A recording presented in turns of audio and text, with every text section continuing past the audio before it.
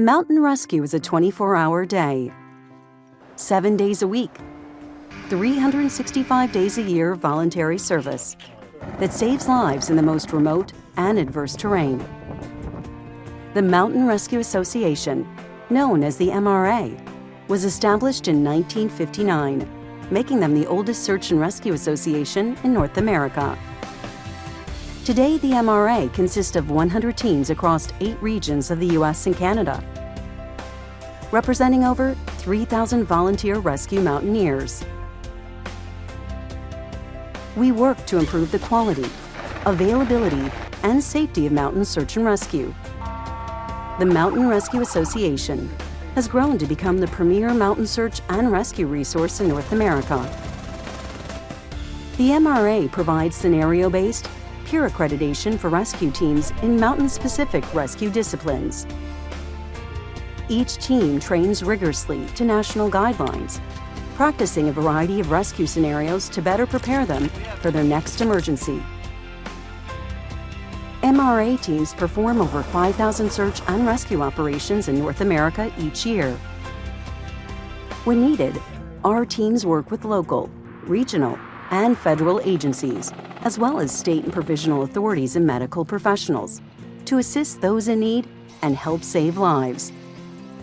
Whether it's a hiker that stumbles, a climber that falls, or a child that wanders away from their family, Mountain Rescue Association teams are always there to help. 24 hours a day, 7 days a week, 365 days a year. Our professional volunteers dedicate themselves to saving lives through rescue and mountain safety education. Operations, go for operations. Team 1, heading into the field. Mountain Rescue Association. Courage, commitment, compassion. Hey, welcome everybody. Thanks for joining us for the third of the MRA's program's third Thursday. It's a privilege to have you all here. I'm Charlie Szymanski, and I am the Education Director for the National Mountain Rescue Association. Third Thursday is the latest of our educational offerings from the education program, and it's the brainchild of Michael St. John from Marin County Sheriff's Search and Rescue in California. You'll hear from Michael in a minute because we're enhancing the Third Thursday program with a specific quarterly training, but just wanted to say welcome. And now that you've had a chance to look at me, I'm gonna go back to sharing my PowerPoint and showing you a little bit of what you're gonna see tonight. I just again wanna welcome you and take us forward through this, sorry. Yeah, so really excited to have Julie Vargo and Megan Tuig here with Sartopo to be able to do their presentation, and I'll tell you a little bit more about that in a minute. We've got a couple of things we want to cover first, and the first is our MRA president, Doug McCall from Seattle Mountain Rescue, is going to say just a few words about upcoming events with the MRA. You know, we're in a time that's really sort of unprecedented when you consider that a pandemic has really slowed our world as we know it. I'm sure many of us, because we work in emergency services, are moving through the vaccination process. But rest assured that even though it's slowed our world a bit, MRA has been moving very aggressively on a number of new initiatives. And I wanted to invite Doug to share a little bit about that. So Doug, I'm going to stop my share one more time and ask you to jump in. Yeah, sounds great, Charlie. The first thing I wanted to note is the MRA face coverings are in the MRA stores. I forgot to mention that. I was going to make a plug for that. So you can get these in the MRA stores. Go to the MRA website, and it requires a login. So check with your team lead for those credentials. And if you can't get those credentials, email me at president@mra.org. I'm also going to put my update in the chat so you guys can see that. Quick update, winter business meeting reminder is February 6th and 7th. We're going to have 2 days of business meetings starting at 8 a.m. first part will be committee reports and minutes and some quick administrative. And then the second half will be budget discussion. On Sunday will be budget discussion and some additional motions. The agenda and everything else has been sent out. Kaylee is also planning on sending out the registration later this evening if she hasn't sent it out already. One other call out I want to mention is for the MRA member welcome letter. This is something that Michael St. John, Ella Foskett, and Lucas Tress of Marin County Search and Rescue worked on. This is something that we've been working to build out, and it shows kind of all of the, it's an initial what does the MRA do, and kind of a benefits and some of the things that you get as becoming a new MRA member. So this is something that we called out in the winter business meeting last year that we wanted to do, and really hats off to Michael and his team for pushing that forward. One other thing, Charlie, I wanted to apologize to Oyvind. I was having some Outlook problems and was not able to get the MSI invite out. There's MSI training coming. I think you may have a section on that later, and I just sent that out, so you may see an update in your inbox on training coming up on Monday. I'll let Charlie take it from there, but that's all I've got. Thank you all for attending. Looks like we have almost close to 200 people tonight. This is a fantastic showing. Thanks. Thanks a lot, Doug. And yeah, for everybody, have a look at the upcoming agenda for the business meeting. It'll reinforce for you that the MRA has not missed a step despite the coronavirus. So thank you for that. I want to then also just thank all the people that are very involved in this. Michael St. John, who you'll hear from in a minute, for the concept and execution of this program. Ella Foskett, who Doug just mentioned, total rock star on our marketing team. Gary Ferris, the MRA website. Don Wilson, I'm going to introduce to you in about 2 seconds to tell us about our sponsors, and Ava Sophia Shemansky, who's our Zoom host and who's assisting us with some of the Q&A and texting me regularly to remind me of such things, including unmute myself. So with that, we're super excited to have Garmin as a sponsor. And Dawn, for the sake of time, rather than unshare my screen, I'm just going to let you tell us a few minutes about Garmin, and then we'll put you on camera at the end because you have a giveaway. I do. So Garmin is our sponsor for tonight's third Thursday training. And if you haven't noticed, Garmin has actually been a sponsor for the MRA in general for the last few years. They're really supportive of what we do as volunteers and what we do out in the backcountry. So they're also very open. If you ever have any suggestions or input for them, you can always send them my way or contact them directly. But we want to thank Garmin not only for supporting us, but also they didn't want to come tonight because they didn't want to take away from CalTopo, which they work closely with as well. So giving them our gratitude. And like Charlie said, there will be a giveaway later on tonight. And if I recall, you got to be on the Zoom at the end to get it, because I seem to think one of our giveaways, somebody wasn't on and Dawn had to reach back into the fishbowl to choose a second name. So be sure you're with us. Stay through the end. As soon there might as be a pop quiz, so you better be paying attention too. Oh my God, even that. So Julie and Megan, as soon as they're done, we're going to go straight to Dawn. So with that, I will now put Oyvind Henriksen on camera and stop sharing. Now, Doug, you had mentioned we couldn't get the invite out in time for the mountainsafety.info training next Monday. So Oyvind and I need to go back and forth, but we may push that training back several days just to make sure we give enough people advance notice. But with that, Oyvind, my friend, I'm going to stop sharing and let you go on camera, and I trust you are connected with us. Yeah, you copy me here? Yeah, loud and clear. You got us.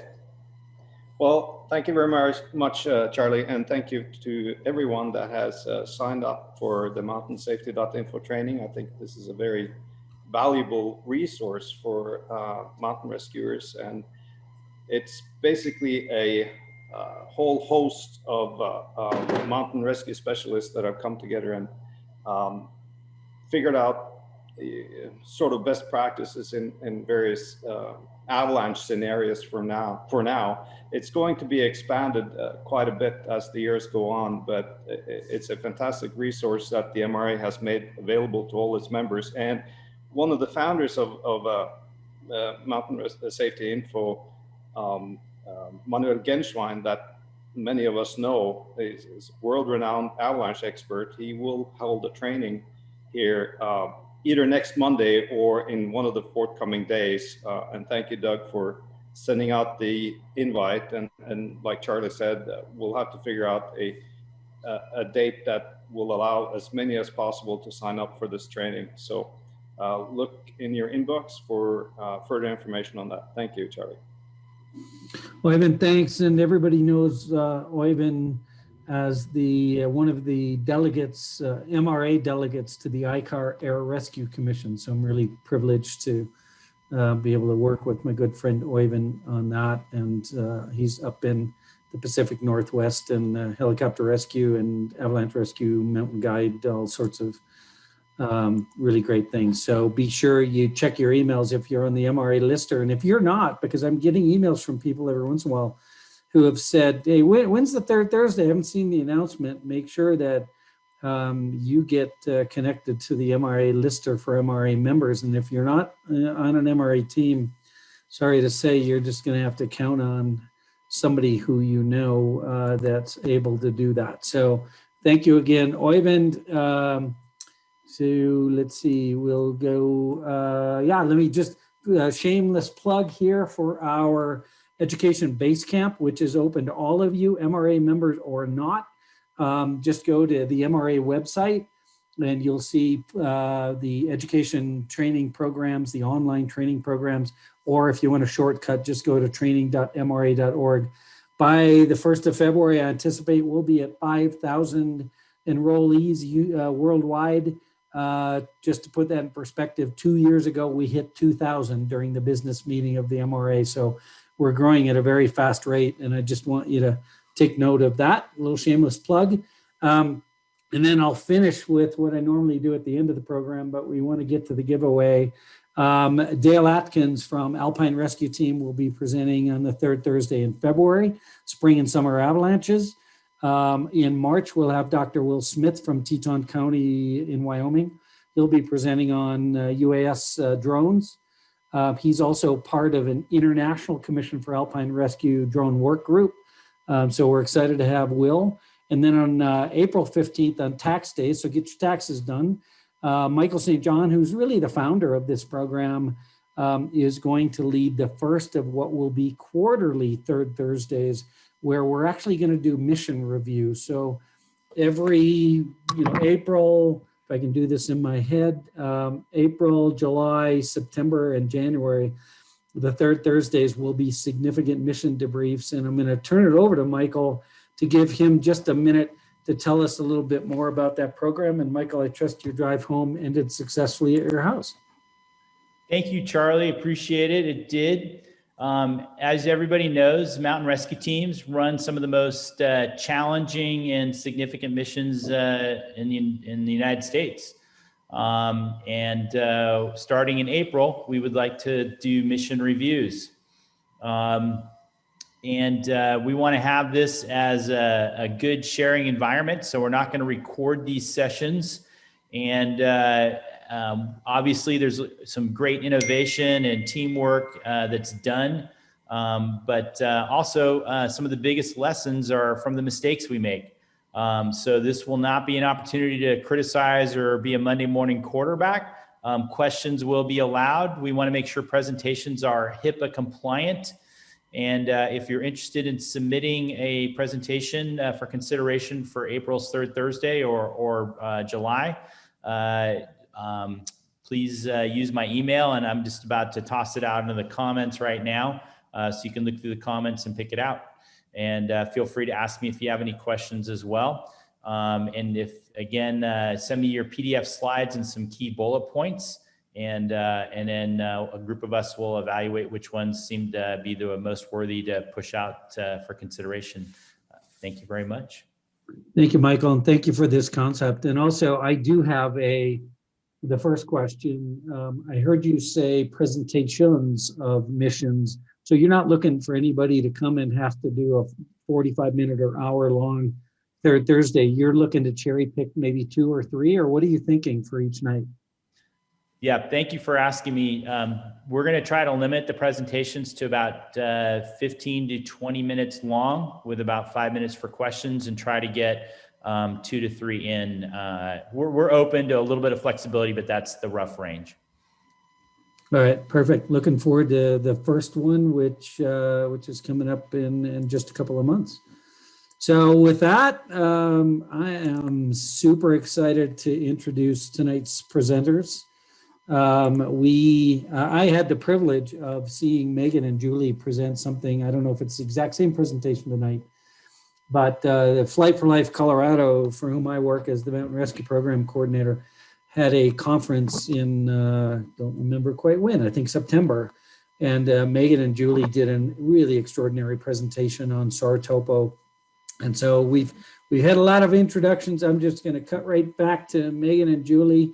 Megan's been with Vail Mountain Rescue Team for quite a while and is involved in their Sartopo work. And Julie sort of show that we're all over the country. Julie's in California with INRO Search and Rescue, which covers Mount Whitney to Death Valley. And we're just super excited. Strap in, folks, because this is a great presentation on an extraordinary resource for all of us. So with that, I am no longer sharing, and I think Julie and Megan, it's you're on. There you go. Look at you guys. Thank you. You guys should go on screen before you share. So just so we can see you. Oh, you can see enough of us. We Okay. have We'll so much to cover. Here's the thing. I should have mentioned this, by the way. Put your questions into the chat. So please don't interrupt. You're all muted. I'll be muted as well. I'll be monitoring the chat. My Ava Sophia will be monitoring the chat, and we will be sort of throwing questions at Julie and Megan, because we've got a couple hundred people on. We don't want to just open up a free for all.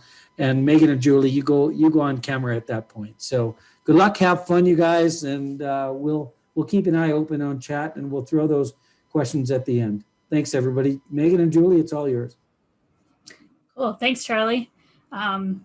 So like he said, I'm Julie Vargo. I'm here with Megan Tuhig, and we're the training and support staff at CalTopo, which is the same company as Sartopo. So, if you're looking for that app, it's under CalTopo, not Sartopo. Sartopo is a tool for mission management. And while it's based around mapping, its purposes extend way beyond that. There's this misconception that the users of Sartopo need to be the mapping team only, but in reality, we need everyone to be familiar with it. So imagine you show up to a search with 200 searchers, and instead of getting a map of your assignment, you get a link to a map and are asked to record your track directly to that map and then mark any clues on that map. Would you be totally lost? Those of you who are search managers, could you set that up? So with more and more teams using Sartopo, and with larger incidents due to wildfires and such, this is becoming a critical skill to have. And a lot of time can be saved at the command post in the morning if everyone is at least a little prepared to use this tool. This is going to be a somewhat interactive training, and we'll be demoing some things and then asking for your participation. So if you haven't found that chat box yet, make sure you get that pulled up and you're ready to go for when we ask you to add something to this. And if you've never seen Sartopo in action before, some of this might be overwhelming, but don't panic, stick with us.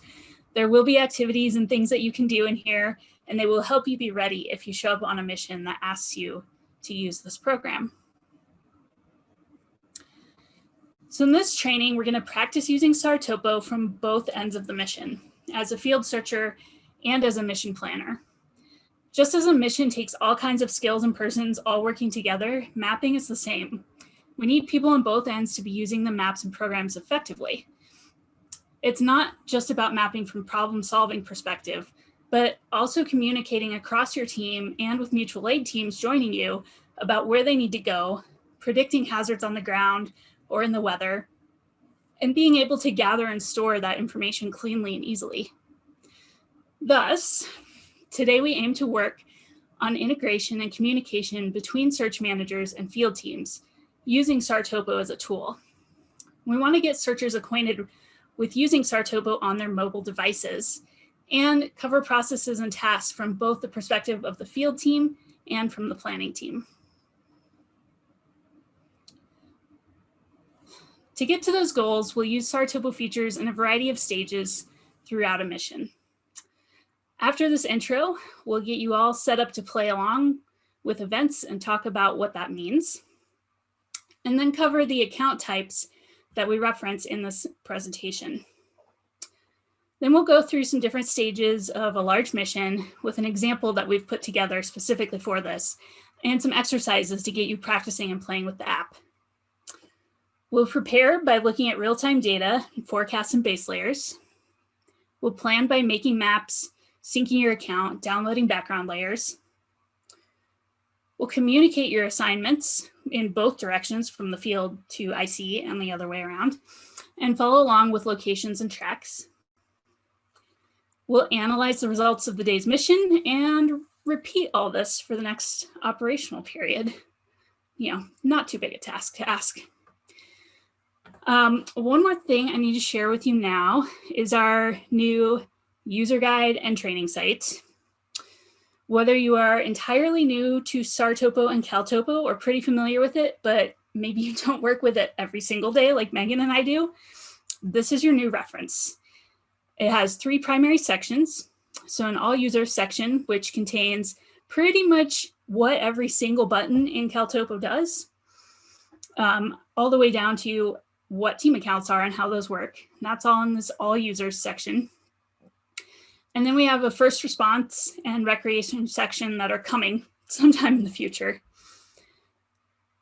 In this first response section, right now it's under construction, but there is a movie in here that we'll reference a couple times as we go through this presentation.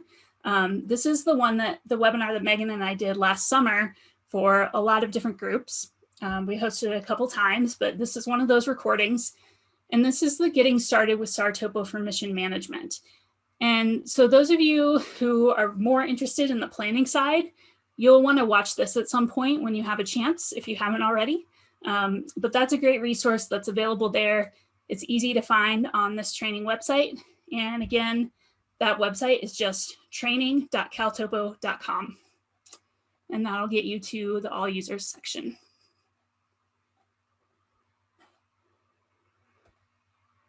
All right.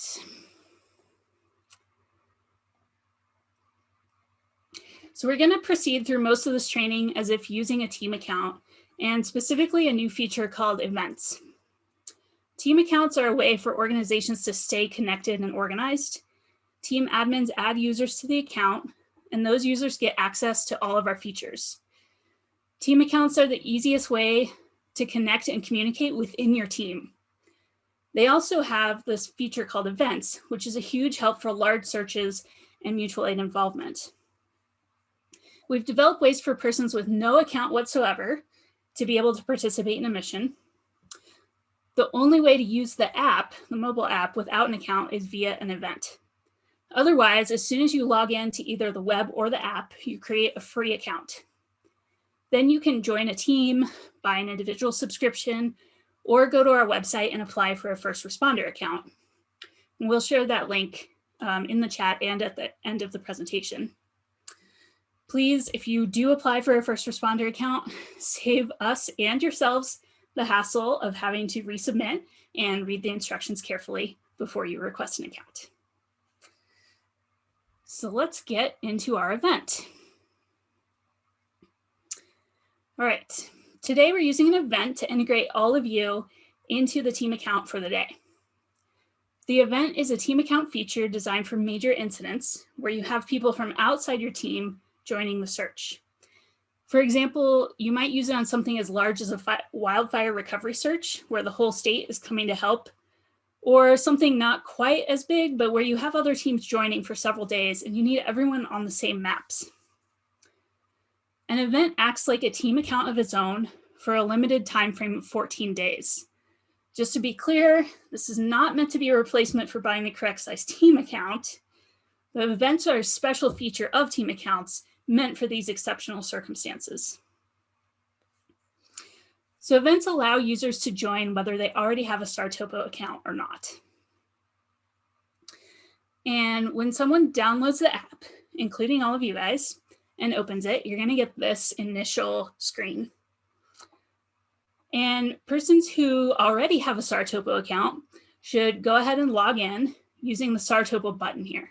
Not the Caltopo button that I have crossed out, but Sartopo specifically.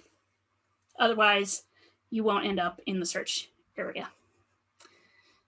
If you've never had a Sartopo account, have never logged into it before, and don't want to create an account for this, you can use the little QR code scanner in the upper right-hand corner of the app screen. At this point, if you don't have your phones out already, go ahead and get your phones out, and we're going to get you logged in and attached to this event.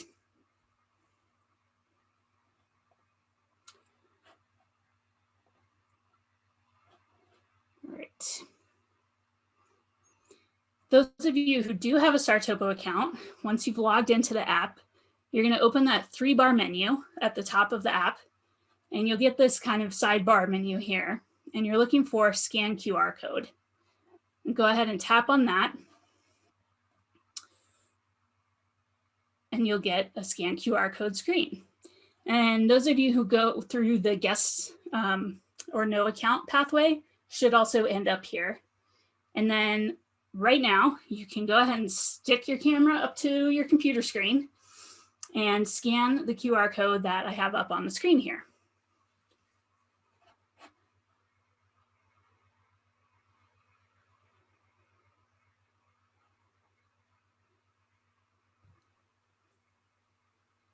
Sometimes you kind of have to like play around with the scanner a little bit until it registers. When it does register, these little box icon things are going to change color, and then it will take you to a new web page where you'll either have an opportunity to get a guest account activation or confirm that you want to join this account called MRA training. So just follow the on-screen instructions and you'll become a part of this event. And then you're going to end up having access to the maps that we have saved to this event account.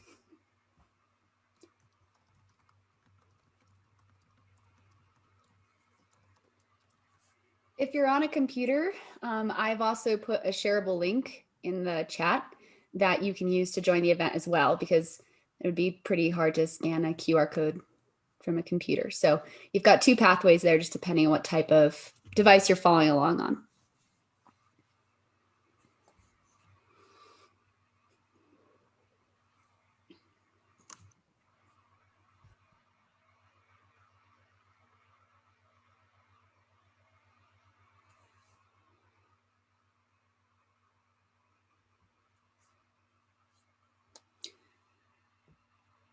So with these events, they are going to automatically end after 14 days.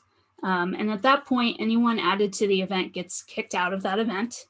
And all the maps that were inside of that go upwards to the larger team account that created the event. Then any of those event users lose access to those maps.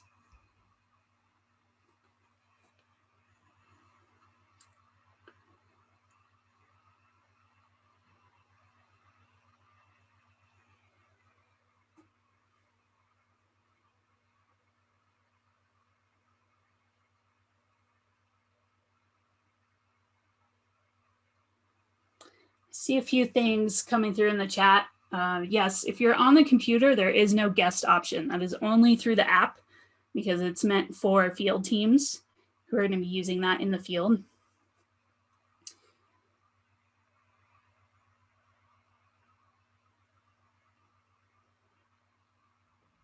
And if it tells you that's going to log you out of Caltopo, that's correct. You want to be in Sartopo.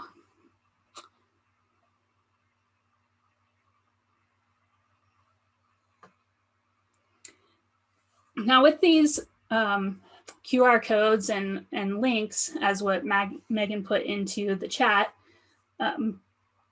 those are created per event, and they can be at different access levels. So we've made this an update only access level link. And that means that all of you who are joining our event in this way can add objects to any of our maps that we put in there. But you're not going to be able to delete something off of one of those maps or delete a map. There's 5 different types of access levels. Update is probably the most common event membership level that you're going to use, because you want your field teams to be able to record their tracks to the map that you give them. But there's also read, which would allow them to view it only, write, manage, and admin levels specific to that event.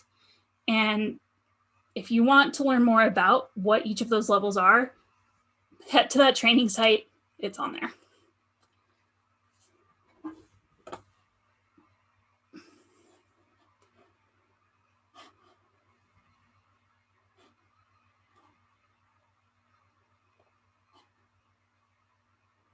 All right, I'll give you guys just a couple more seconds. Make sure you get in there.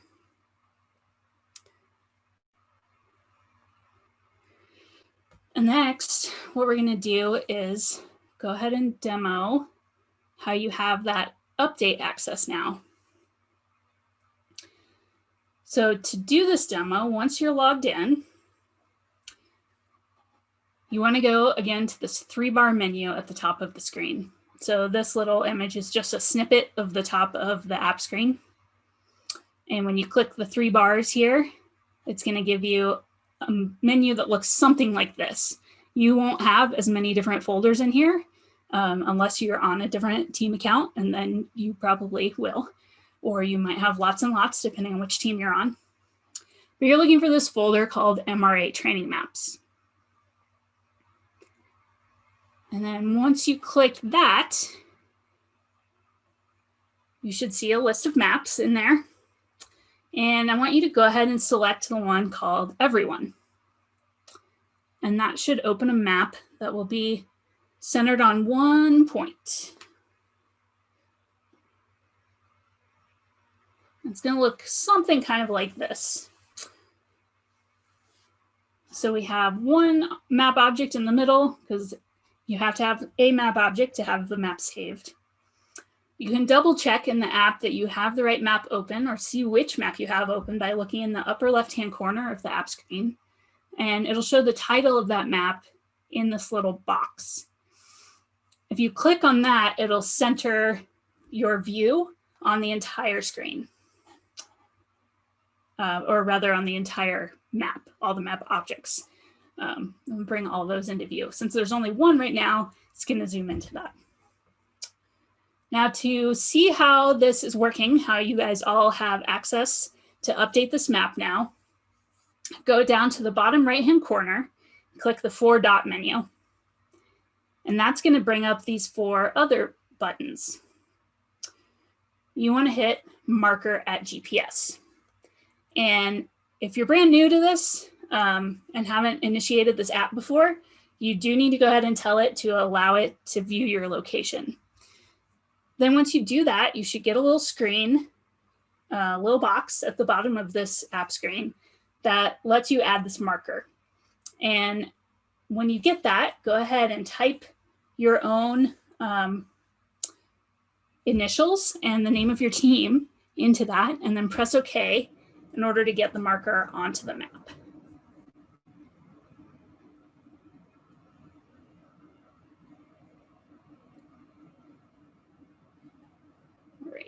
I'm going to go back a slide real quick for people who need that QR code again.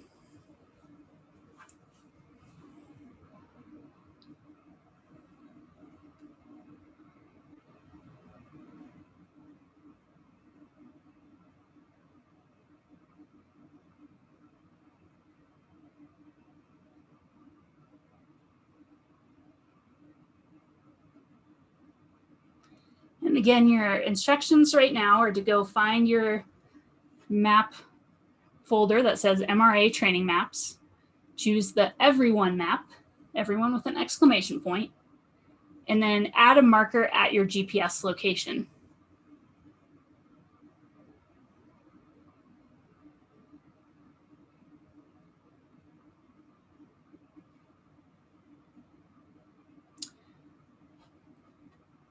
This is our everyone map. I'm going to zoom out and out and out. And we should start to see a bunch of people and a bunch of locations.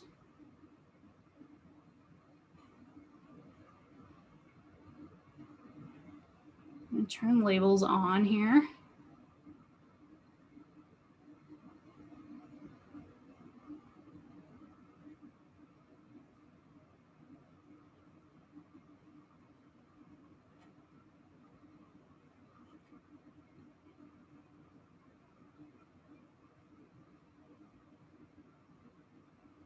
Got a couple in Hawaii, none in Alaska yet.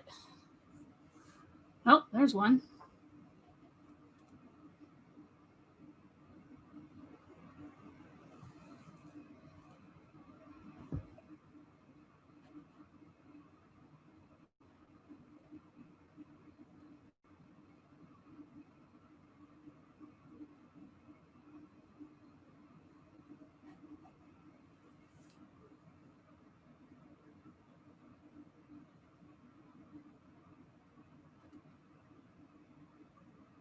All right, so that's our initial introduction to using events. At this point, let's switch gears a little bit and imagine that we're heading out for a mission in each of our home areas, and we need to start to prepare for that.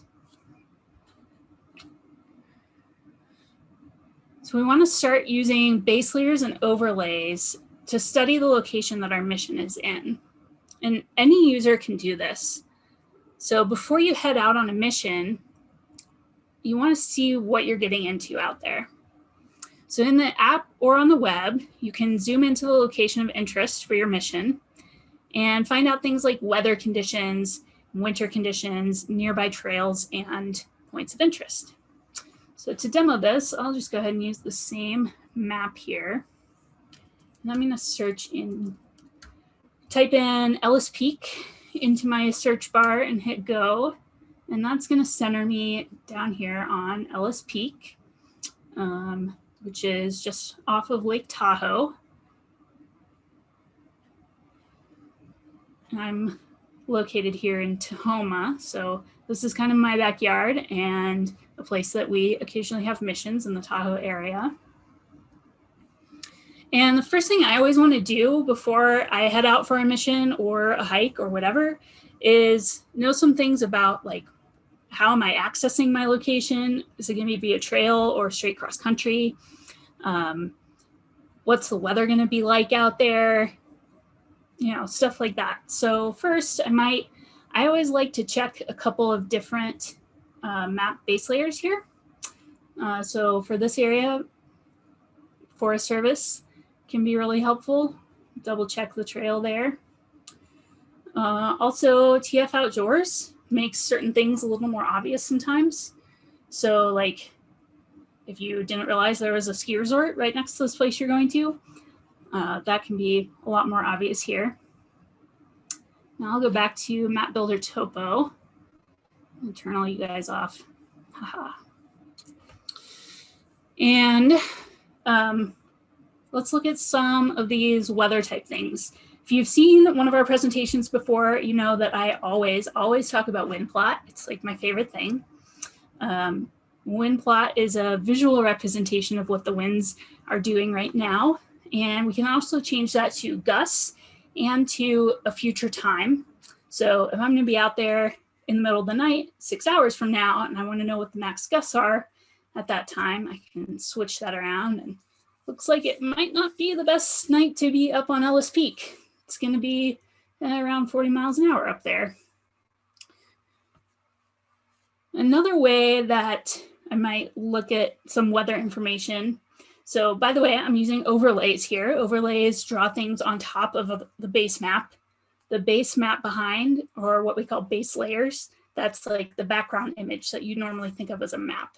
And then overlays just add more info on top of that. And they're generally transparent to some degree.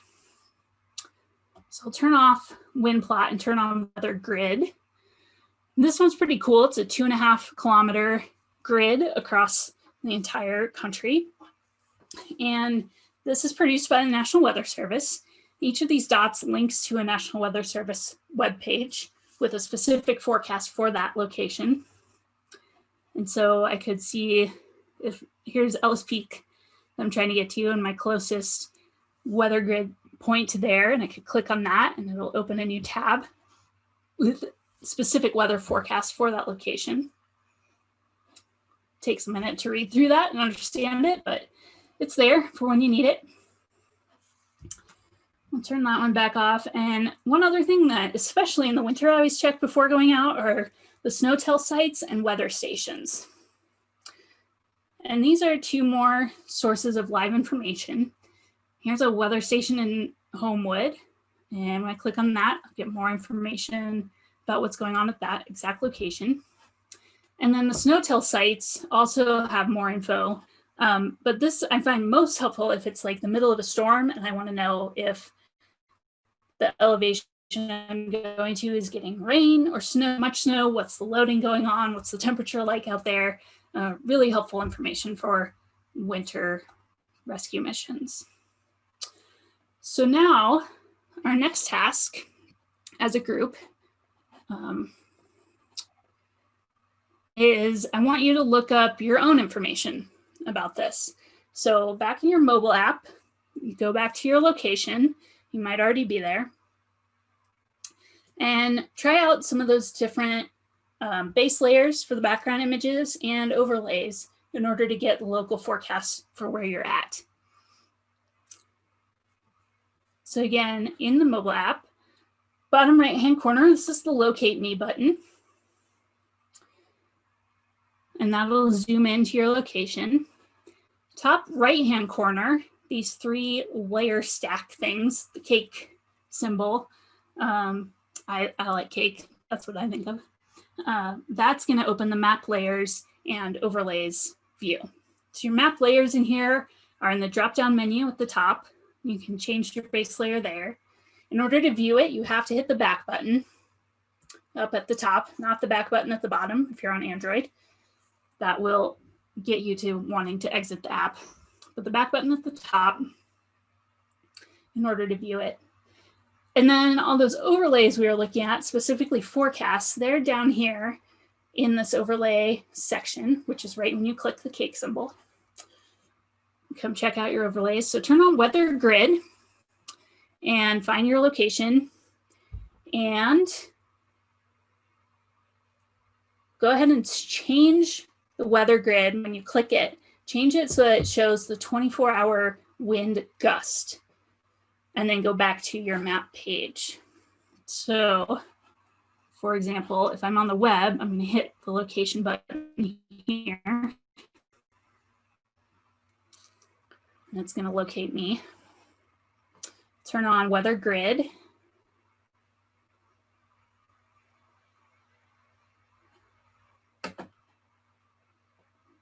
There we go.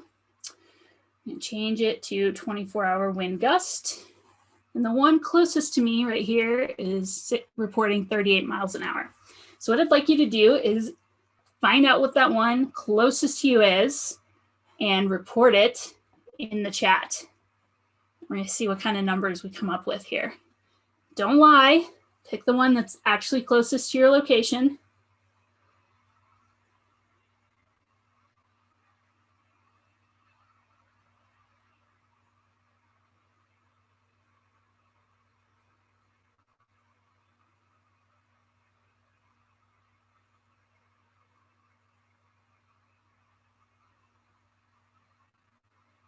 I think 47 is the highest I've seen so far in here.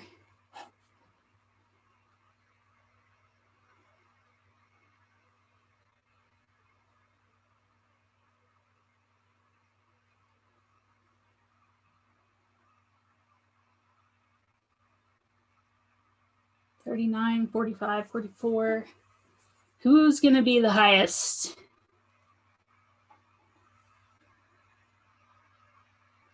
There's another 47. So I could try to add all 3 cars and see.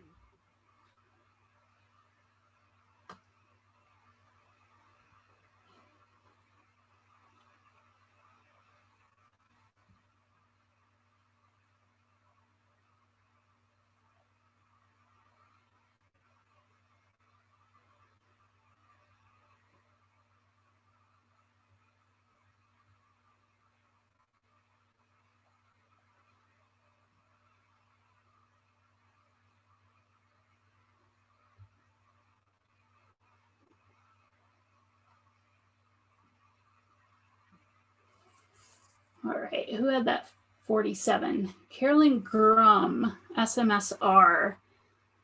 No. Where? Did I put 47? No, Yeah. no. Oh, no.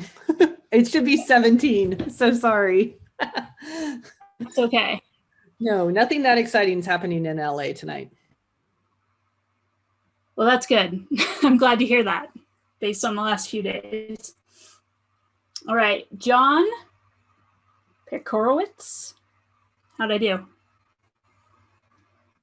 Right on the money. Nice. Where are you located at? Did you add a marker to our everyone map? I am in Tucson, and it is just inside of the Catalina Mountains north of Tucson. Nice. Love that area. Let's see. Are you on here? Can I just click on you to find you?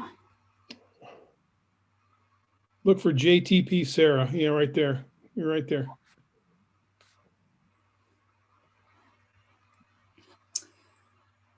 All right, let's turn our one plot back on.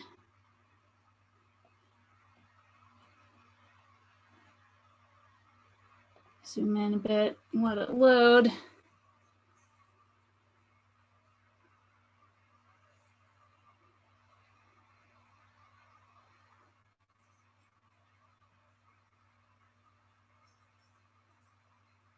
Oh, wind plot, I meant weather grid.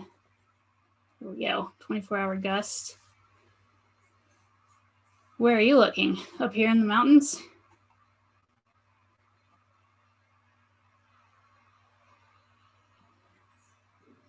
Just a little bit north into the mountains. And you should see, no, it's now 17. It was 47. Bizarre. Still is 47 on my map. Funny. Let's try Chris Benner, our MRG in Boulder. On here, let's go there. Man, lots of 47s, but they don't seem to be working. Trying to find a winner here. Jerry Abercrombie, 42. Nope, Mark Day, 44. Where are you, Mark? So I'm MD Cocosar, and I'm in California and in the Bay Area in Lafayette. MD Cocosar. Let's see. There we are. Is this really the Gus?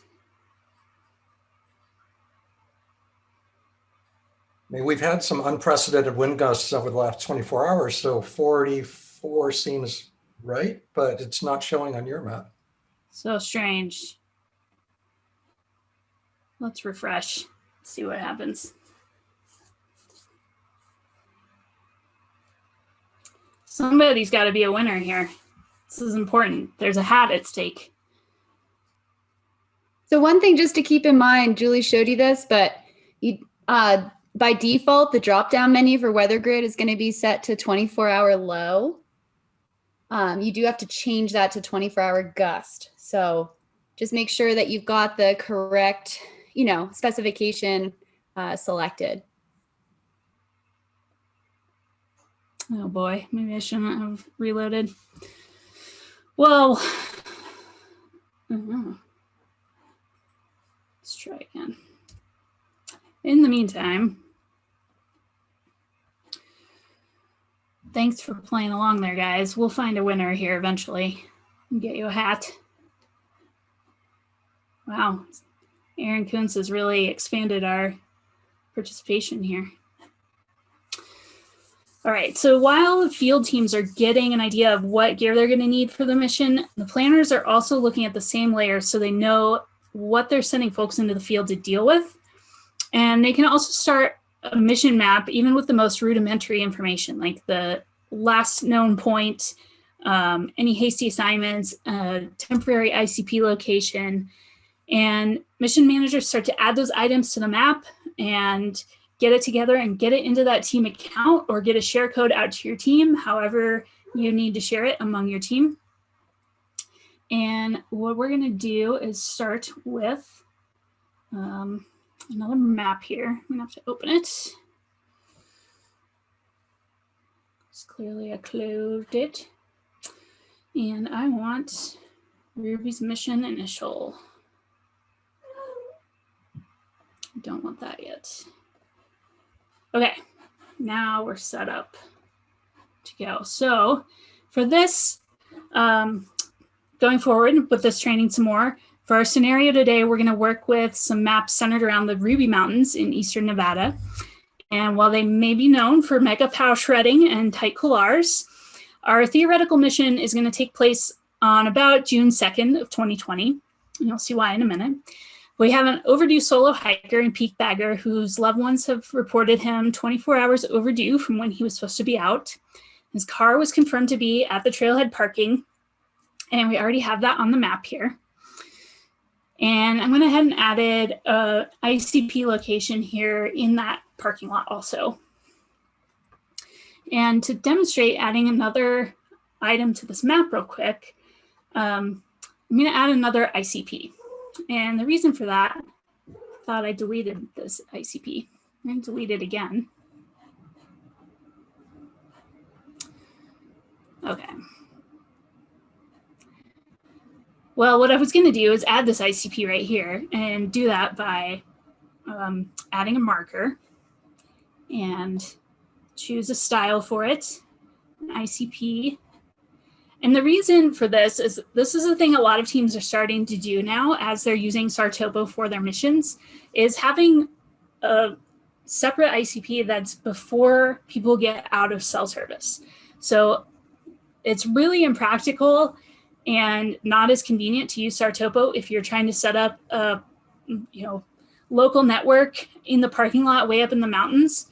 Try to have somewhere where people can meet and find out where their map is or how to access their map before they leave cell service. So here we might put one down at the mouth of the canyon so that it probably has cell service out here up towards Elko and stuff to the north. I'm sure I'm moving the map too much for Zoom, so sorry if that's not coming through very well. But ICP at the mouth of the canyon, and I could use different layers. So if I switch to, say, global imagery, I can make sure that I've put my ICP in the parking lot and not in the middle of the creek. All right, let's cancel that second one. Now at this point, with a couple items on the map and teams starting to head out towards the field, I want to make sure that this is saved to the team account. And I could do that. Right now, it is a saved map, even though the server is not reporting back that it's a saved map right now.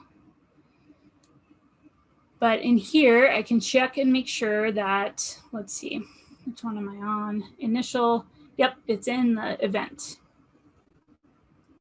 If it were in my account, like this Ruby's Mission Op3, I could just use the drop-down menu and move that over.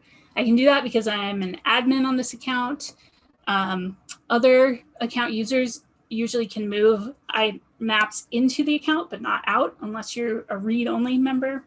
But again, the very specifics of that, because it gets pretty confusing, you'll find in the all users section of the training site. And that's going to be the easiest way to figure out exactly what each of those does. So now, as people are still heading to the field out there, hypothetically,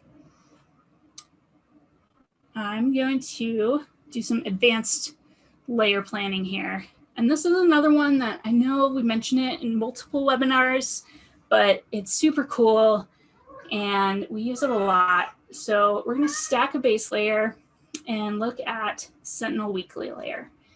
And this is updated about every 5 days for the entire planet.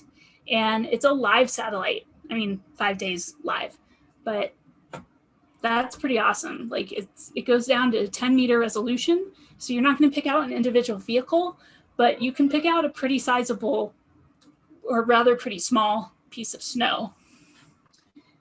And this is where our strategic date saying that our mission was June 2nd of 2020. I'm going to choose the June 1st of 2020 Sentinel layer here, and we can see how much snow coverage was left out there in the field while that while our hypothetical missing person was out there being lost.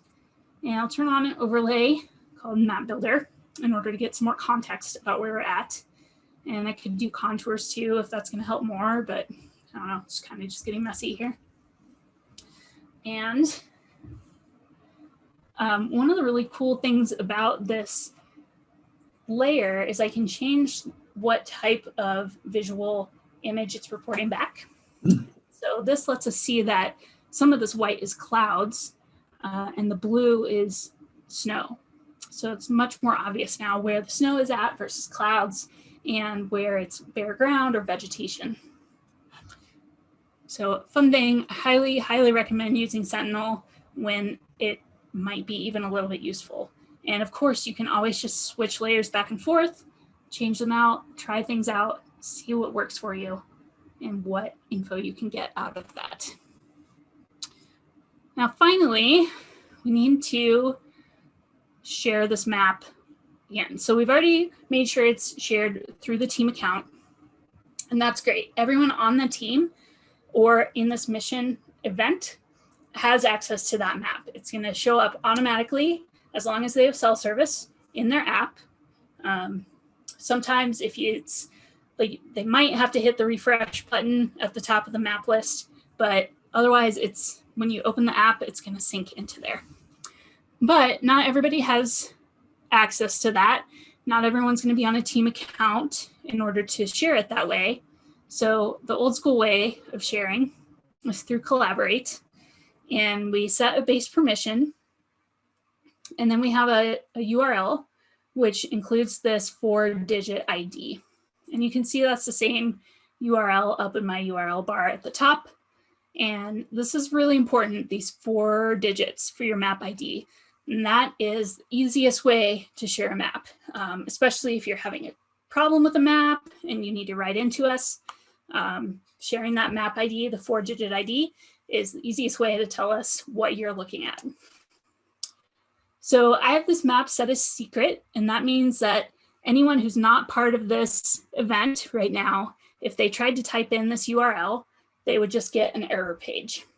If I set it to URL, and then they type that in after I've saved it, they could just access it and see it. Let me keep it secret because it's a mission. And then I've already one code to share, but I could make a different code with different sharing permissions. So an update code in addition. And now I have 2 different codes I can share this map with. And what each of these will do is give the end user the ability to access this map. The read user will be able to view the map, but not do anything else with it. And the update user, so I would just copy this link and put it in an email or a text or open this QR code. But this update user would be able to add an object to the map, but not delete anything else. So that's another way to share maps if your team's not using a team account yet. Great. So now that our hasty teams are out in the field, and the planning team can do some more research and start planning ahead, I'm going to move really quickly through this section, but I refer you again to the mission management webinar that's on the Caltopo training site. That's training.caltopo.com. Look for the first responder section. And that's where you're going to learn how to draw really good assignments and manage your mission and set up your whole IAP and stuff. But for some quick examples here, let's take a look at just an example, first operational period map here. And you can get creative with what types of folders and information you add to this map. So I've added maybe some areas that are extra cliffy that I don't want searchers actually entering those areas. I have a bunch of polygons created that are individual search areas, but they're polygons and not assignments yet. And the mission management webinar goes into a little bit more about this, but basically what this allows me to do is I can copy one of these polygons to an assignment. So here's the underlying polygon. I could copy it as an area assignment and set this for an operational period. And that way I can assign someone to go to this assignment for that day and give them instructions for that day. And then if they don't get to it, or we don't end up with enough teams to put them there, then I can still go ahead and recopy that for the next day with the same name for that polygon. And then just give it a new team number so that they know then to, like you're not going to get as confused with maps. Then moving on, just some examples of other data added here. We've started to add some LZs. Our IC team has found that our missing person researched some peaks in the area. So we've put a folder in here with that.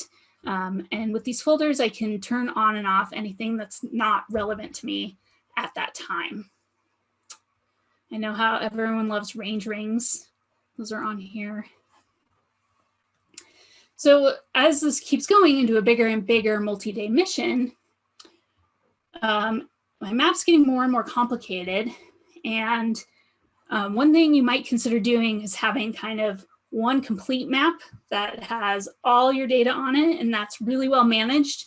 And that's not what you're having field teams record their tracks to every day or something. You're going to give them a separate map and let them record tracks to that. And then if you have a mapping team or an extra person who can in the evening clean up that map and add the relevant data to your master map, then you're going to keep everything a lot cleaner.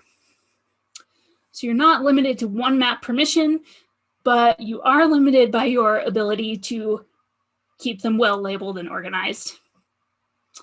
And that brings us to a point where we need to start talking about communication. Let's go back to our slides here. So here are some methods for getting info across time and space using Sartopo. I'll cover this first set from IC to field teams and then turn it over to Megan, who's going to look at the field teams to IC end of the communication stuff. So first we have teams and events, which we've been talking about. And teams and events get maps directly in their accounts. They sync automatically to your phone most of the time.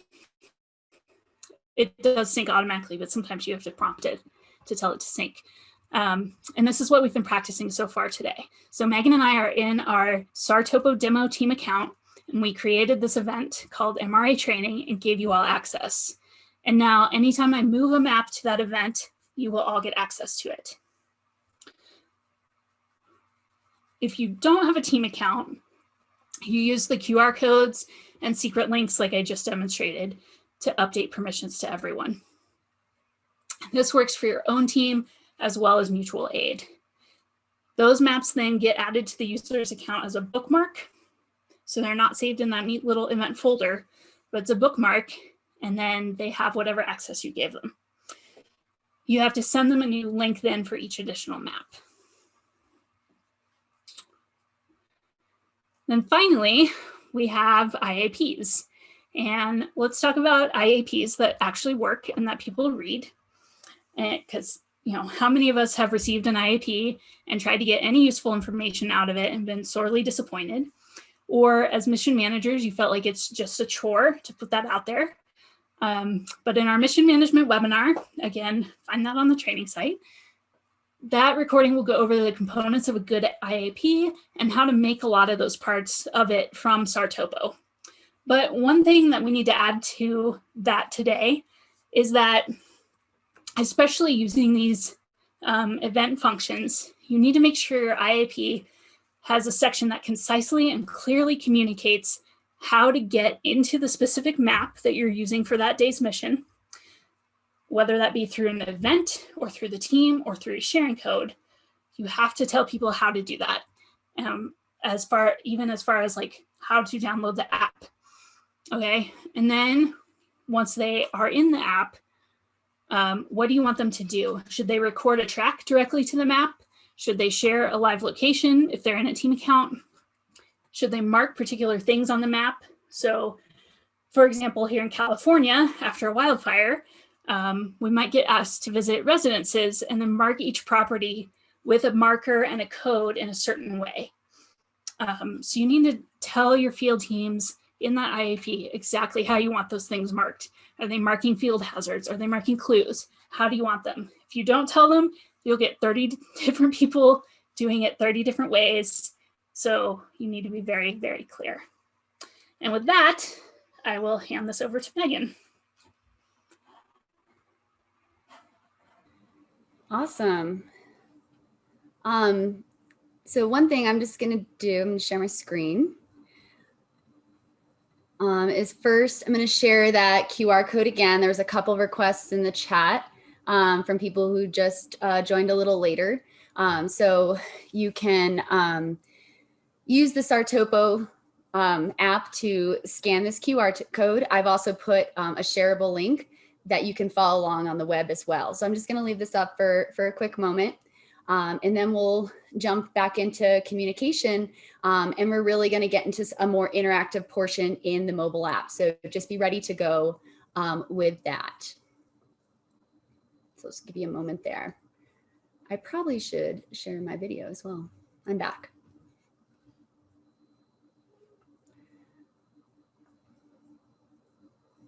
I did try to attach this as a file in the chat, but I don't know, it made it tricky. Need Dropbox or something. Okay, so I'm just gonna get going, keep this moving for you people on the East Coast.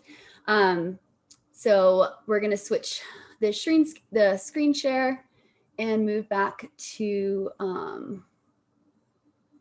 my actual, where did it go? So you should be able to see, there we go.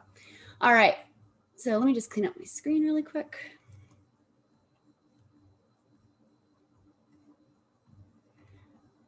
And let's get back into communication.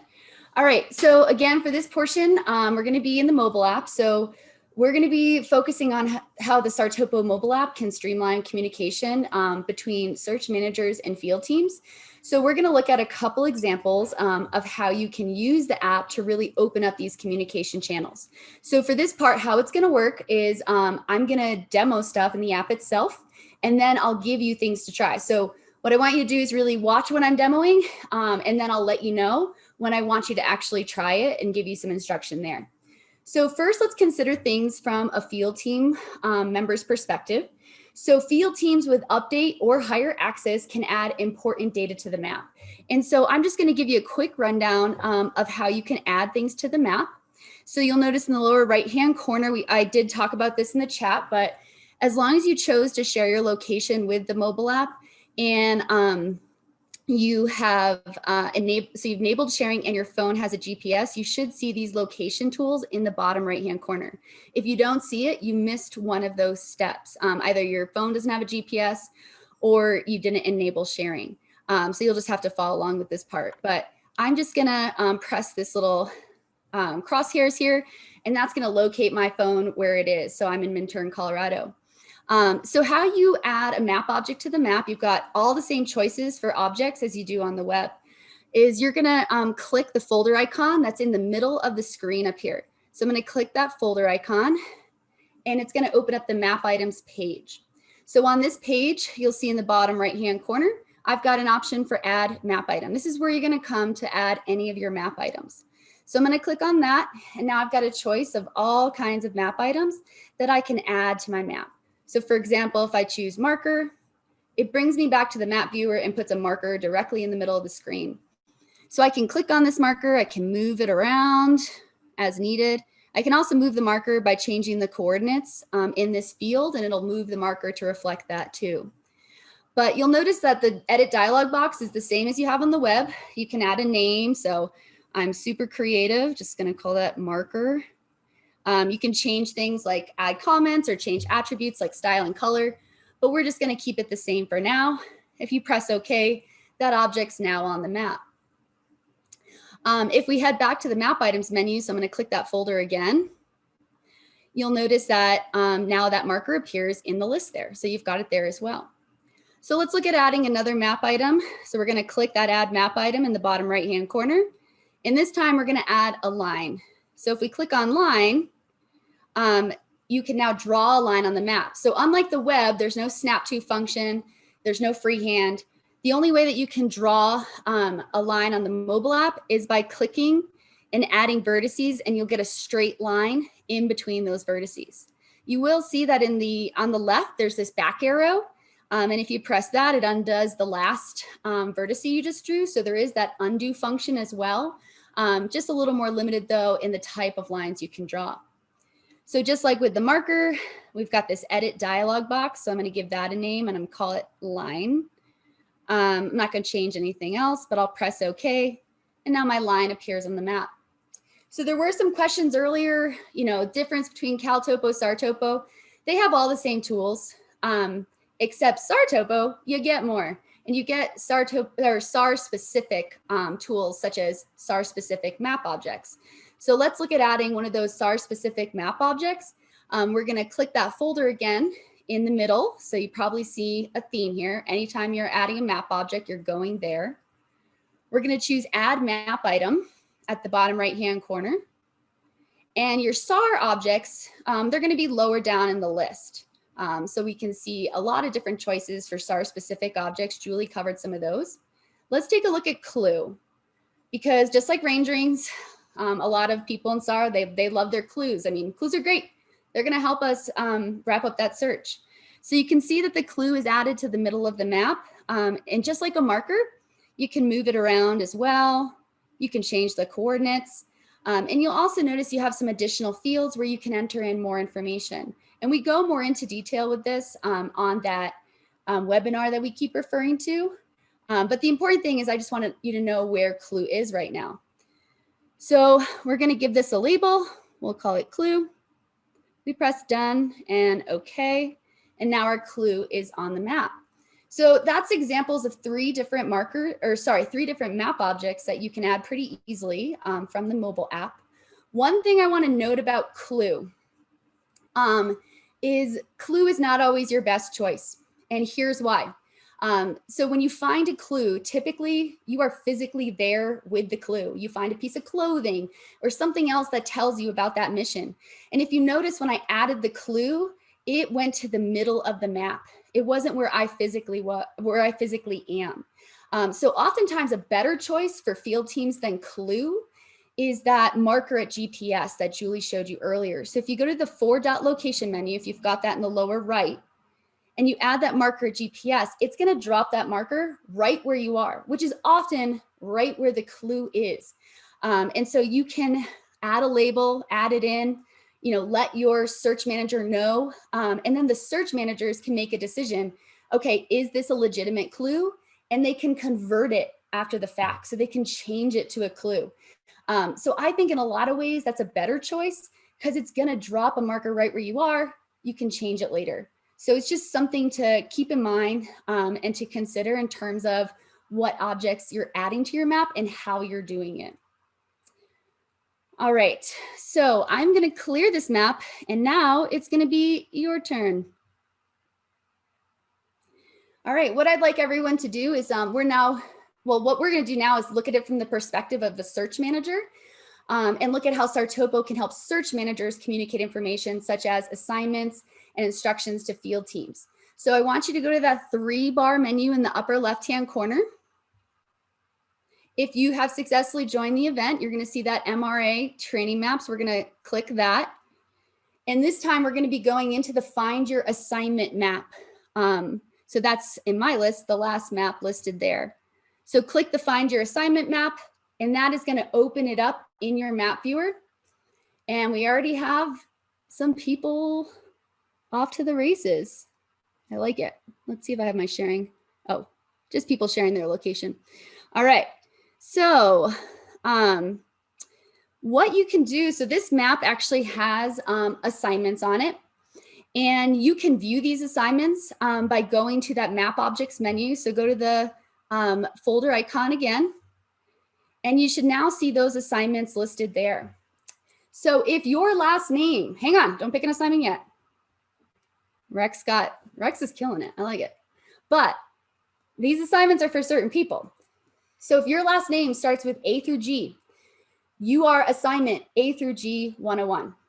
And if your last name starts with H through N, you are assignment H through N 102.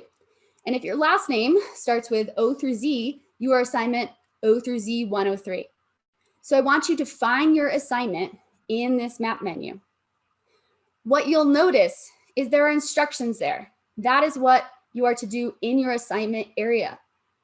But you want to navigate to your assignment. You want to actually be there. And what you can do, and this is true of any map object in the mobile app, click on your assignment. So my last name's Tuhig. I'm going to click on O through Z. It is going to center the map viewer on that map object. So in this case, my assignment. And you can see my instructions are indicated right there. So I'm going to add a clue inside the assignment area. So I want to get it inside that blue shape and label it with my initials and a city or area, because I don't love cities, but I like the backcountry that you would like to be transported to right now for a vacation. You can always close out that dialog by just hitting the upper right in the object dialog. There's an X there. So press that and you'll be out of that. Nice. Oh, Rogers Pass. Good choice. Hopefully they have more snow than Colorado, or at least where I am in Colorado. So I'm going to zoom out and we can see people starting. Awesome. A through G. We got H through N too. We can see people starting to add map objects. So the cool thing you're going to notice here is if field teams and search managers and everybody, if you've got a data connection, you're going to see these updates in near real time. And you can explore the map and check out the other objects people have been adding. However, if you don't have a data connection, the updates are going to sync automatically once a data connection is reestablished. So this flow of information, when you're using the mobile app, it's really going in both directions. You can also view, if you head to that folder icon in the middle, check out all of the different objects you guys have been able to add so far. So I'm going to navigate back to my assignment. And now let's talk about, as a field member, another good practice to have in mind. And, you know, it's really important to download base layers once you know what area you're going to be in, just in case you have to use the mobile app offline. So if you're going to use it offline, you have to actually download base layers like Map Builder Topo or Forest Service maps to view map objects like we've got here on top of. So it's pretty easy. Best practice, what I like to do is I like to actually open up the mobile app and open up the map I'm going to be working in. And I like to get it centered in the map viewer and include any surrounding area that I want to be in. And I'm just going to show you how to do this. I'm not actually going to have you guys download base layers. We detail all of that on our training site with screenshots, and then you don't have to worry about deleting them after. But I'll just show you how I check for coverage and how I download base layers if I need them. So I get the map centered. I've got everything I could possibly need in it. Then I'm going to click on the 3-bar menu in the upper left-hand corner. And you'll see if you look down under device, there's an option that says download layers. So you're going to click on this to open up the download layers screen. Now, really convenient is any map objects that were on the map are going to appear there too. So you can see like your assignment, some markers that are already on there, anything like that. The purple dotted line is the extent of the map viewer that I was just looking at. So my goal is going to be, if I want all of that area downloaded, to make sure that I pick all those squares, and I'll kind of zoom out a little bit so you can see that a little better. Now this screen shows you coverage. So anything that is blue, I have already downloaded base layers for whatever is in this drop-down menu. Okay, so right now I'm looking at Map Builder Topo. The squares that are blue, these ones, I've already downloaded base layers for that at standard resolution. If it's purple, I've downloaded base layers for that at high or max resolution. All right, so it's showing you what you already have coverage for. However, if there was something else that I wanted, for example, if I take a look at Forest Service, I'm like, this is an area where it's great to have some Forest Service data. I can check coverage for that map by changing it in that drop-down menu. So you can see right now, I don't have any of those base layers downloaded. In addition, where it shows up red, that's where there isn't base layers available. So Forest Service only covers Forest Service land. So that's why you're seeing red in some of those areas. You can't download base layers there for that particular map. So if I want to download base layers, I'm just clicking on quadrants that I want to download them for. I'm going to press this cloud download icon in the upper right-hand corner. It's going to look a little different on Android, but it's the same spot. So you should see a download icon there. And this screen's going to open where I can select base layers that I want to download. And notice I can select more than one. I can get whatever ones I'd like. So for this example, I'm going to get that Forest Service 2016 at standard resolution. I press download. And what you'll see is for that particular area, I'm going to start to get coverage. So, you know, if you're using the mobile app a lot in your own county for search and rescue, like I personally have I have Map Builder Topo and the LiDAR slope angle shading downloaded for my entire county. So when I respond to a mission, I don't have to think about it because missions are usually at inconvenient times, right? Especially the initial response. But this can be particularly important if you are going to be mutual aid for another county and responding in an area that you don't normally. So it's a good idea once you get the map to then check if you have base layer coverage there with that map open. So kind of just an overview of that. So let's head back to the map viewer. I'm going to click map in the upper left-hand corner. So we're back in the map viewer. We're going to zoom out. We have a ton of data here. Some nice long lines. That's awesome. So if you're a search manager, you might be starting to sweat right now. You might be starting to panic and you're like, oh my God, this could be so much data. What if it gets too cluttered? What if it becomes unusable? And what I'm going to drive home here is folders, folders, folders. So like Julie showed, you can create folders and move data into those folders as it comes in. And folders are a really great thing to stay on top of from the beginning. They're going to help you with that organization. So if we head to the map items menu here, so we're going to that map icon again, sorry, the folder icon in the middle of the upper toolbar. Julie has added, we have a lot of data, a folder. Did you add the folder? I did. All right, what's it called? It's called I Like Ice Cream. I like ice cream. There's all our clues. Might have to exit the menu and get back into it. Usually it does populate. There's I like ice cream. All right, so you can see the folder that Julie added. So she's got a folder in there. You know, she added I like ice cream. I might recommend adding something relevant to your mission. Your call. I'm not going to tell you how to run it. But then she can move map items into there. So for example, she could move a bunch of map items from one of the particular assignment areas, and she could move it into there. And the cool thing about organizing things into folders is on both the mobile app and the web, you can change the visibility of map items. All right, and you can see as she's adding objects into there. But you can also change you can change that visibility of map items either by individual item or by folder. And so this allows you to hide data from the map that you don't need right now. You can always go back and make it visible again, but you might not need it at this point in time. So on the mobile app, what you do is you're in your map items menu and you can deselect things to hide them. All right. So that's going to hide these particular objects from the map. However, if you've got a folder that's got a ton of stuff in it, or you just want to make this easy, especially if stuff's grouped in similar groups, it's much more simple. You can see how big this group has gotten. You can just hide the entire folder. And so then if we go back to the map, so I deselect it next to the folder to hide it. And we take a look at our A through G group. Is that what you did, Julie? I moved things that I could see were ice cream specific, but I only made it through about half the list. Doing ice cream specific. So we can see here, she's hidden some of those objects, and actually this will be a little better illustrated if I make them visible again. So burn this into your mind. All right, we'll go back to the map items page, make those visible again, and let's see how overwhelming the map gets. So a lot more on there. Or I picked the wrong area, depending on where you did it. Let's try that again. Add it. Or maybe we did the top.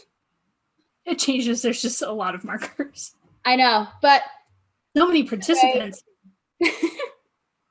Either way, the point here is that you can change visibility on both the web and the mobile app to only show the information you need at that time. So it makes it easier for maps with a lot of data, makes it easier to work with them. However, keep in mind that really large maps, even if they have a lot of the folders hidden, those can slow down loading times and impact performance, especially on the mobile app. So it's really important to keep this in mind when you're thinking about what map you want your field teams working in. So your field teams, it might be worth it for them to work in an operational period specific map so that they have better loading times and performance. So depends on your mission, depends on your style. All right, so now as your mission unfolds, I'm going to kind of zoom out here. The ability to share and track team member locations can provide incredibly valuable information both during and after an incident. So for this part, we're still going to be in the, find your assignment map, and I'm going to demo and then have you practice some of the tracking functions, and others I'm just going to introduce to you and put on your radar. So we're not going to practice all of them. So there's essentially two types of location sharing and tracking functions in Sartopo. Let's look at the first type, which allows you to track location data on a saved map as a map object. And so the first part we're going to talk about is recording mobile tracks. And this can be done by anybody with update or higher access to the map. So first, let me show you how you can record a track. So you're going to, again, you have to have location enabled in the app and have GPS on your phone. But go to that 4-dot location menu in the lower right-hand corner. And you're going to select record track. So this record track dialog is going to pop up, and you're going to notice that by default, it is the date. And that is true for everybody who tries to record a track on January 21st, 2021. So you can imagine if you've got a big mission, a lot of people recording tracks, if everybody just sticks with the default, you're going to have a lot of, dates out there and not know who's who. So it's really important, as Julie said before, to have a standardized system for naming tracks. If you don't have a system for naming tracks, you're going to end up with lots of tracks all over your map with today's date. So you want to make sure you communicate that naming system to your field teams. So I'm going to just change this name to 101. Then the other thing you want to make sure you do is you want to save the track. If you're trying to save it to a particular map, you want to make sure you have account plus this map selected. In order to have this option, you have to have the map open that you want to save the track to. If you don't have that map open, the only option you're going to see is this one, your account only. So the track will always save to your account. You can import it in to a map at a later point. But what you want to do is make sure you have account plus this map selected for the map you want to save that track to.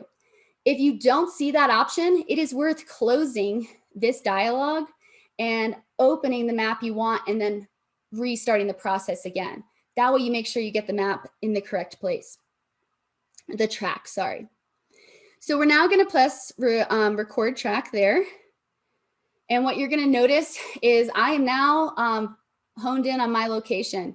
So it's going to find your GPS location and start recording the track there.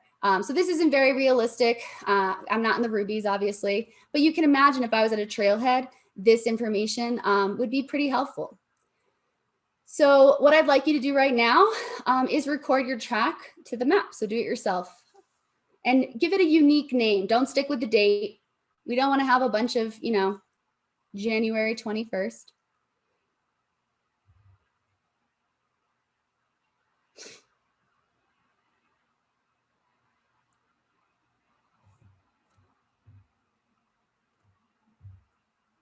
Nice, Rex made his own folder. I like it.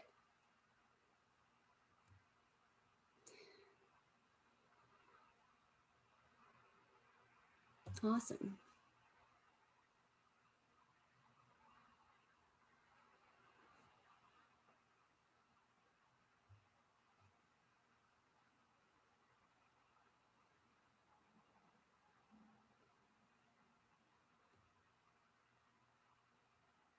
Mine's still struggling, but if I go to the map objects menu, all right, folder icon again, and I actually closed all the other folders to kind of clean things up on our map. But you'll notice there's a new folder called App Tracks in that menu. And whether you're on the mobile app or the web, as long as you have the Find Your Assignment map open, you're going to see all of these tracks recording. So a lot of you guys, you've done better. Your phones are working better than mine because you are successfully recording tracks to this map.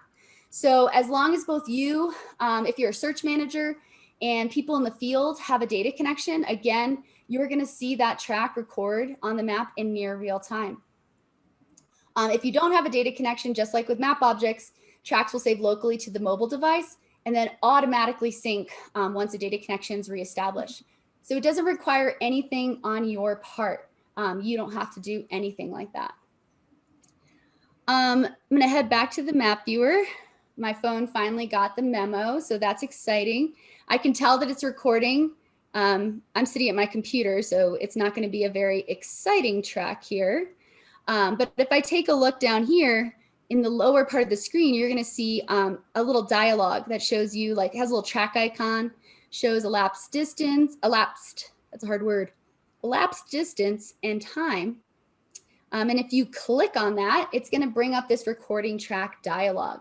So again, mine is not very exciting because I'm not really going anywhere, but it can give you some ongoing information as you travel along your route.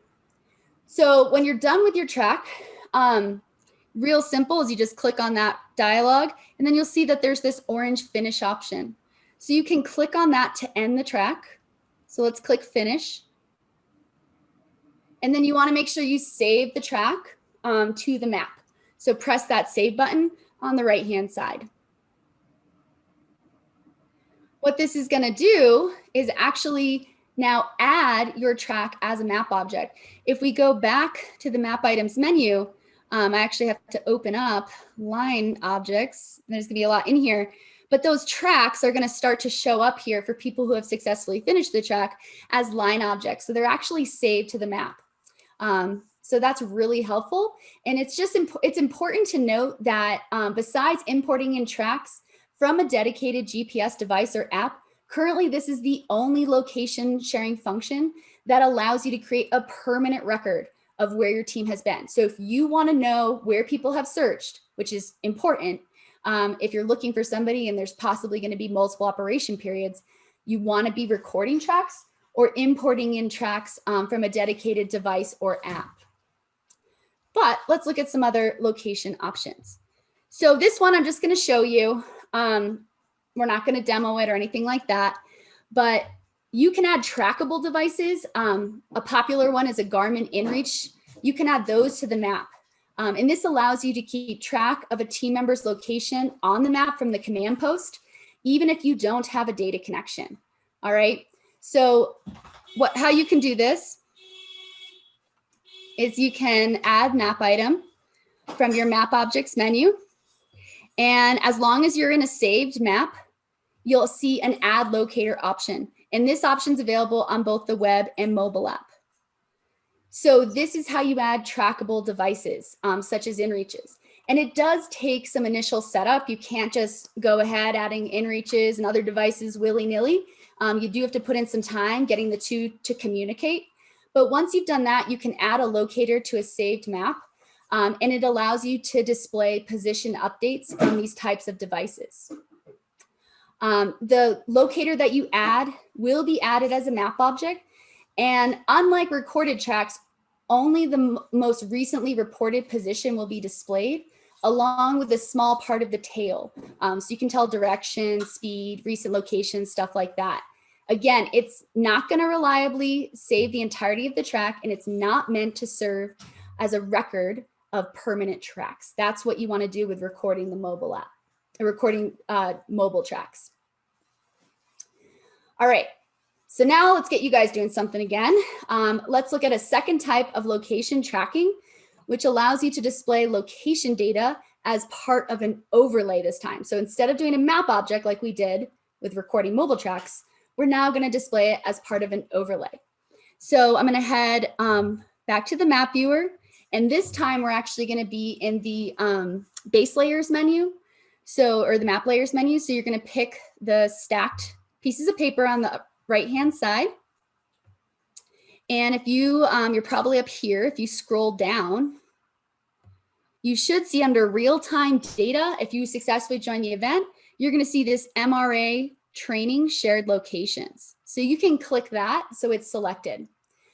And what this overlay does is it displays the position of any device, including mobile app, inReach, any of those trackable devices that is sharing its location with either a team account or an event. So you do have to make sure this overlay is selected in order to view the location of devices sharing their location with the team, and that includes your own. So now let's head back and see how you can share location from the mobile app. So you can click on map in the upper left-hand corner. And you probably guess where we're headed with this. You guys can follow along. We're headed to that 4-dot location menu in the lower right-hand corner. So at the top of this menu, there's an option for share location. So click that. And that's going to bring up the start location sharing dialog. Again, just like we saw with mobile tracks, you do need to pick a display name. And it's important that you communicate to your field teams how you want them naming themselves, because you want to be able to identify who's who. You can change color, but then you're going to select who you're sharing your location with. And what's listed here is any event or team account that you are part of. So you're probably only going to see the MRA training event unless you're already part of a team account. But I want you to click that and select MRA training. And once you've done that, you can press the start sharing button in the lower part of the screen. All right, so I'm just going to zoom out and I'm just going to hide. Oh, I'm never going to find 101. No, we'll stay away from that then. But you can see the M2IG there. So actually my location's being shared. And if I actually hide lines and polygons, as well as any app tracks that are still recording, and head back to the map, you can see that a little bit better. So that's reporting my location. And if I zoom out and we look at it across the country,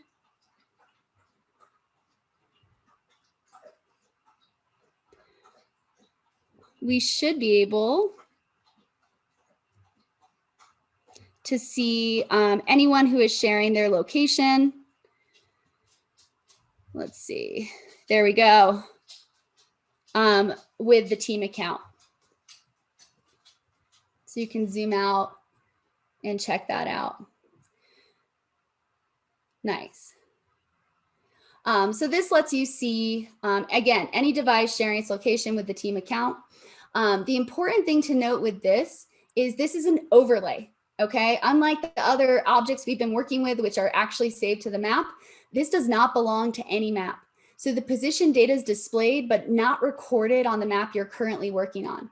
So this allows you to seamlessly switch between maps while still being able to view location data. So this could be really helpful for eliminating clutter during situations where recorded tracks aren't needed. You just want to know where people are.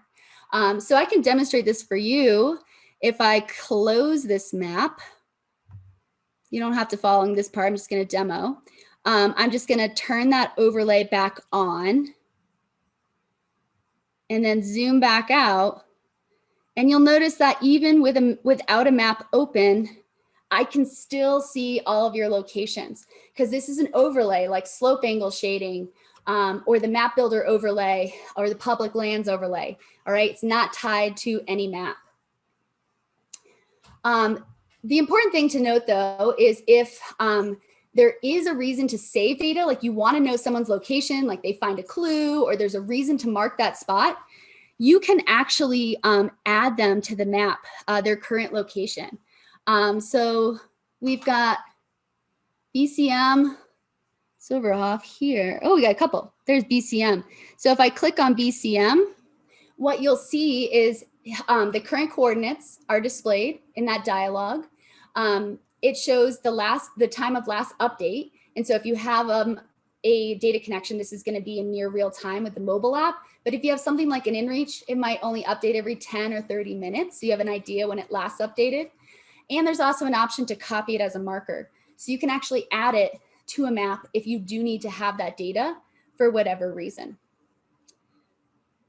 So there is a way to record that. You just have to go through a step. So at this point, I'm now going to show you how to stop sharing your location because you probably want to know how to do that. That's some important information. So you're just going to head back to that location menu, the 4 dots in the lower right-hand corner. You're going to choose update sharing from the top of that menu. And now when you're in the update sharing dialog, all you're going to do is deselect the event that you're sharing your location with. So you can deselect any team account or event you no longer want to share your location with. And then you'll see that there's a stop sharing option in the lower right of that dialog. And if you press that, it will stop sharing your location. It can take a little bit to time out, but it's going to stop doing it pretty quickly. So it's important to note that you're not limited to one of these functions. You can use none, 1, 2, or all 3 of them, depending on the type of mission you have and the information that you want to gather. All right. So we gave you guys a lot of time to kind of play around. And I think this one section in particular really drives home what we're trying to get at here. So I'm just going to wrap up our presentation. So let me just grab my my conclusion slide. All right. These tools keep moving around.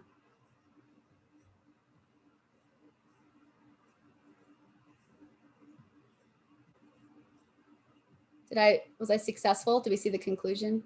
Oh, I just want that. Not all of you guys. There we go. All right. So kind of big picture. Again, we covered a lot here. And don't worry if you're feeling overwhelmed. MRA is recording this presentation, so it'll be posted on their website and you can rewatch it as many times as you need. But if there's one thing that we want you to take away, it's this statement. And that's that search mapping is not just for mission managers and planning teams. All right. And we covered our mission flow, all those different steps that you want to go through. And we didn't get to these ones, but it's all the same principle. At every step, the big idea is you want everyone involved in the mission to be working off of the same data set. And that doesn't mean everyone can necessarily do the same things with the data. You can control that and you can control individual people's access to different maps or team accounts. But the advantage of having everyone work off the same data is that you increase situational awareness for all members, whether they're in the command post or in the field. You open up communication channels in both directions between your search managers and field teams. And you allow all members to make decisions based on data, whether that's what they need to include in their backpack to be prepared for current conditions, or where you want to direct your search efforts next.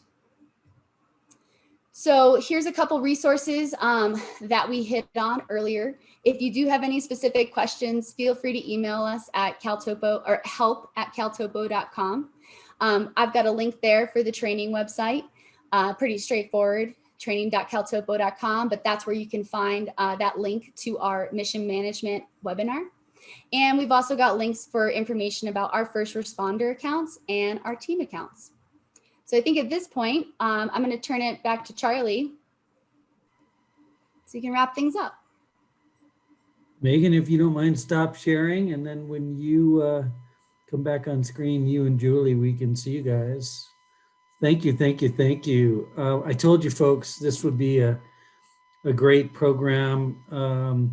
It's just amazing what technology can do, and what you all at CalTopo and Sartopo have done is just outrageous. And as a helicopter rescue geek, one of the things they didn't really spend a lot of time on is you can add a layer that can show you all terrain 5 degrees or less in slope, so you can identify landing zones for your helicopters during an operation where maybe you found a lost subject and you need to find the closest LZ for helicopters. So Julie, since you're an ice cream lover, some Haagen-Dazs is on your way. Megan, thank you. You have to tell me what your folder names are so I know what to send you.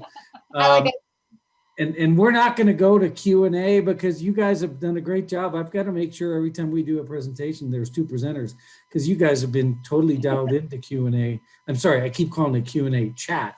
So for those of you that have not watched chat, it's down at the bottom. It's one of the buttons you can look at. And I'm going to leave this webinar open for about 15 minutes, even after we're all done, rather than stop the program.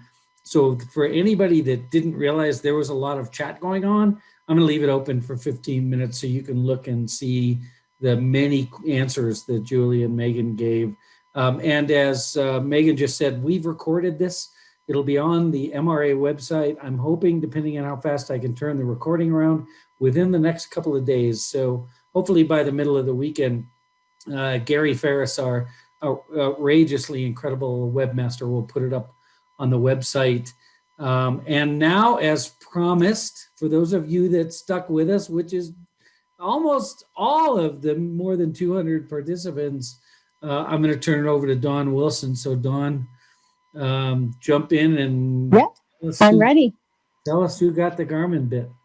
All right, so totally random out of over 200 people. So if I say your name, I'm going to pause for a while, unmute yourself, and let us see who you are, and then we'll chat about getting your address to send this. And Dawn, remind us for anybody who came in a few minutes after your intro, what are you giving away and who's the sponsor? I'm giving away Charlie's beautiful house in Evergreen, Colorado. It's a poster stamp of a house. Thanks. I'll remind people. So Garmin does work with CalTopo. They are one of our MRA sponsors throughout the year, and they sponsored for tonight. And so they also wanted to offer a member a Garmin Mini. So I randomly picked 3 people. So we'll see if everyone's still here, the first person, and if they don't get it. I also want to mention really quick, I know you guys want to go, but CalTopo is also one of our sponsors for MRA for pro bono, because they give us so many subscriptions at a deep, deep discount, as many of you probably know. So CalTopo, thank you for sponsoring us and supporting us as well. So Isaac Gilman, if you are on the call, please unmute yourself, pop in, show us who you are. Hopefully you're not in your pajamas, tucked away in bed. Hey, I see your chat. Isaac, you are here. So Isaac, if you could put your, hello. You know what? I'm going to put my email address in the chat, Isaac. And if you could email me your mailing address, that would be great. Does that work? And everybody else, I'm working on sponsors every month, and I'll give you guys giveaways as much as I can from our fabulous sponsors. That's all I got. And I'll just add one thing about Dawn. The sponsors that the MRA has are largely due to Dawn. If you're familiar with the outdoor trade show, outdoor industry show, the OR outdoor recreation trade shows in Denver every year, and Dawn puts in miles and miles and miles, going from booth to booth to booth to all our exhibitors. So thank you, Dawn, for doing that. So with that, again, I'm going to leave the chat open. So Isaac, you and nothing else, you can reach out to Dawn. Julie and Megan, you guys are great. Can you each just end up with a closing word or two about CalTopo so we can see your faces full screen. Yeah, you bet. Check out that training site. It'll get you started and all the way through. Yeah, and for those of you guys who are newer to the app and may have been a little overwhelmed, we've all been there. There's a lot that this program can do. It's got a huge functionality, and I would say just start small. And we're working on a first response specific part of the training website, with the goal being to have exercises and stuff like that to help you get familiar and comfortable with all of the possibilities. So just stick with it. It's worth it. I mean, I'm biased, but that's how I feel. It's a heck of a tool, and we appreciate you guys and everybody at CalTopo, and thank you. And to all the rest of you, thanks for being with us, and we wish you all a safe spring. Get vaccinated if you're into that. We hope you are. I got my second shot yesterday. Me too. And yeah, my shoulder still hurts, but that's all there was. Just feels like somebody slugged me. Blessings, everybody. Stay safe and healthy. Again, I'll leave the call open if you want to go peruse the chat for about 15 minutes. And Megan and Julie, thanks again. Bye, everybody.